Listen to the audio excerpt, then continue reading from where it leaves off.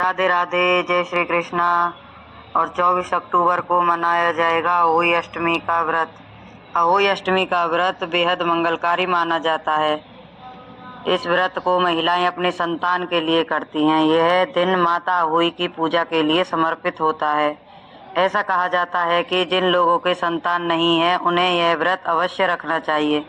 साथ ही अहोई व्रत कथा का पाठ भी करना चाहिए। अहोई अष्टमी का दिन अत्यंत शुभ माना जाता है। इस साल यह व्रत गुरुवार 24 अक्टूबर को मनाया जाएगा। ये ऐसा कहा जाता है कि महिलाएं इस व्रत का पालन करती हैं और उन्हें उत्तम संतान की प्राप्ति होती है।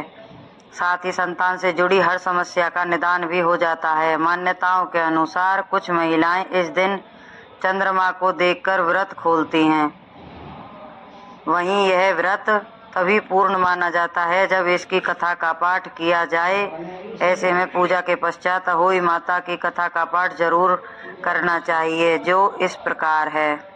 अहोई माता की कथा।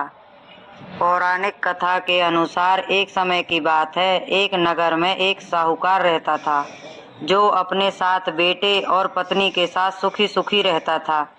एक बार दीपावली से पहले साहूकार की पत्नी घर की लिपाई पुताई के लिए खेत से मिट्टी लाने गई।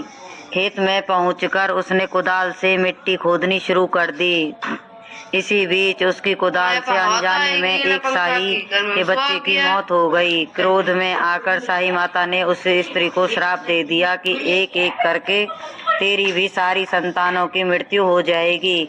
श्राप के चलते एक एक करके साहूकार के 7 बेटे थे जिनकी मृत्यु हो गई। साहूकार के घर में दुख का पहाड़ टूट पड़ा। इतने बड़े दुख से घिरी साहूकार की पत्नी एक सिद्ध महात्मा के पास जाकर पहुंची, जिसे उसने पूरी घटना बताई। महात्मा तो दयालु होते हैं। तब उन्होंने साहूकार की पत्नी से कहा, हे देवी, तुम अष्टमी के दिन भगवती माता का ध्यान करते हुए शाही और उसके बच्चों का चित्र बनाओ। इसके बाद उनकी आराधना करते हुए अपनी गलती के लिए क्षमा मांगो। माँ भगवती की कृपा से तुम्हें इस अपराध से मुक्ति मिल जाएगी।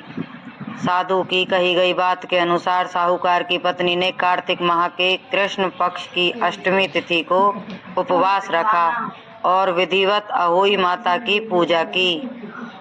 व्रत के प्रभाव से अपने 7 पुत्र उसके पुनः ही जीवित हो गए और तभी संतान के लिए अहोई माता की पूजा और व्रत करने की परंपरा चलती आ रही है। जैसे अहोई माता ने साहूकार के बेटों पर अपनी कृपा की, ऐसे ही सभी माताओं के बेटों पर अपनी कृपा बनाए रखना।